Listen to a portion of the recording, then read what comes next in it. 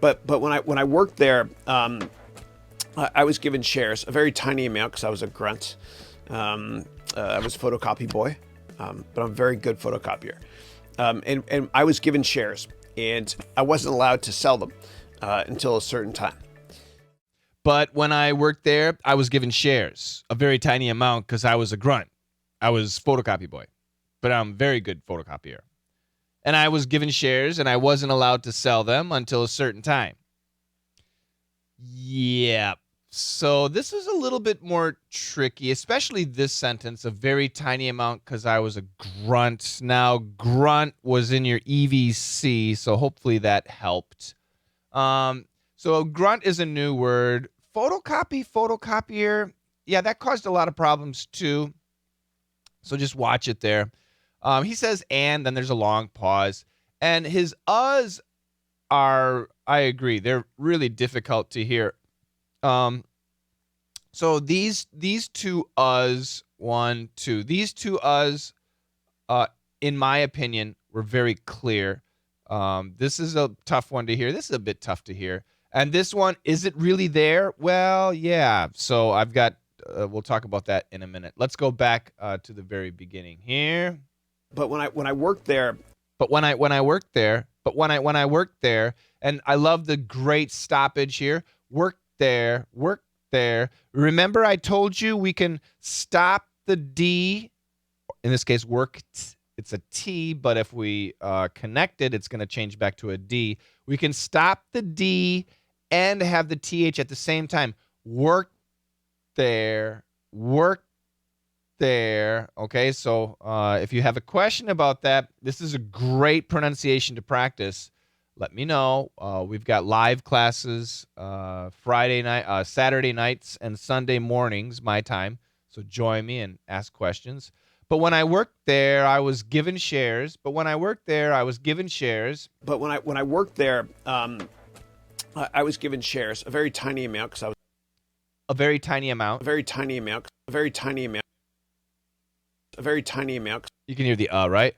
It's clear. To me, it's clear. A very tiny amount. A very tiny amount, because T is nice T's, right? A very tiny amount because I was a grunt. Because I was a. It's because, but he doesn't say because. He says because I was a grunt. Because I was a grunt.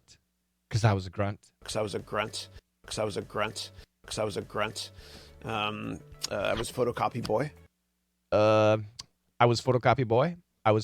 So why doesn't he use an here? It's a title. I was president. I was vice president. I was photocopy boy.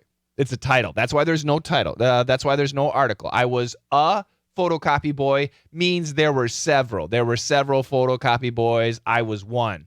But in this case, I was photocopy boy. That was my title. Okay, I was the only one. That's the idea. I was the only one. I was photocopy boy. I was photocopy boy. But I'm a very good photocopier. Okay. So I hear but I understand you may not.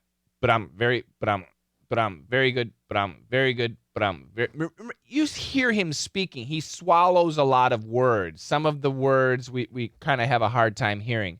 So yeah, I understand. If you missed that's okay. Many of you said no article? Oh, that's weird. Or put it in parentheses. Great. Yeah, he says it. He really does say it. But I totally agree. We're not hearing it. I get it. But I'm a very good photocopier. Now let me go down here. Is it possible this sentence not to have an article? Yes, but I'm very good photocopier. If we did the sentence structure like this, it's fine, but I'm very good photocopier. But however, if we say it like this, but I'm very good photocopier, we need to really emphasize that. So we got to hit that hard, and he doesn't. But I'm a very good photocopier. Okay, he doesn't do that. So this sentence is not what he said, but grammatically this is fine. But I'm very good photocopier. But I'm very good photocopier. But I'm very good English speaking. Okay, English writing? No. How is your English speaking? Very good. English speaking? Very good. How is your English writing? Not very good. English writing, not very good. So we can make the sentence work with punctuation. Speaking and punctuation, they're hard to match up sometimes. But again, in this sentence, we need a, right? And a native speaker would rarely ever leave out something as obvious as this. And he says it. And I understand it's really tough to catch, but he does say it. But I'm very good. Photocopier. Continuing there. But I'm very good photocopier. I know. But I'm very good photocopier. You can argue with me to the moon. I'm leaving the there. And I was given and so a lot of you left it out. Yeah, that's okay because he kind of changes thought. But anyway, I put it there. And I was given shares. And I was given shares. And I was given shares. And I wasn't allowed to. And you hear that D, right? Almost like a T. Yeah. I wasn't allowed to sell them. To sell them. I wasn't allowed to sell them until a certain time. And once again, the is there. Listen. Until a certain time. Until a certain time. Until a certain time. Until a certain time. All right, 2 times.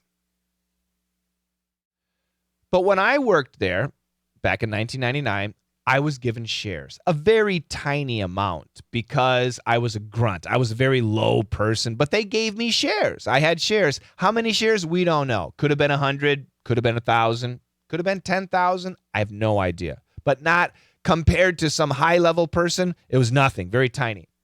He says I was a photocopy boy. That's not true. He was an investment banker, but he was at the bottom.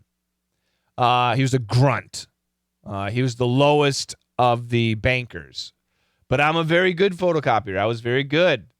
And I was given shares. And I wasn't allowed to sell them until a certain time. When the company gives you stock options, you can't sell them the same day. You have to wait. And like I said, and he's going to say, it's almost always 4 years. You have to wait 4 years. But when I worked there, I was given shares, a very tiny amount because I was a grunt.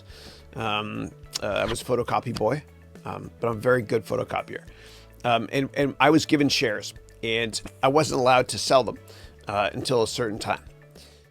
But when I worked there, I was given shares, a very tiny amount because I was a grunt. I was a photocopy boy, but I'm a very good photocopier. And I was given shares, and I wasn't allowed to sell them until a certain time.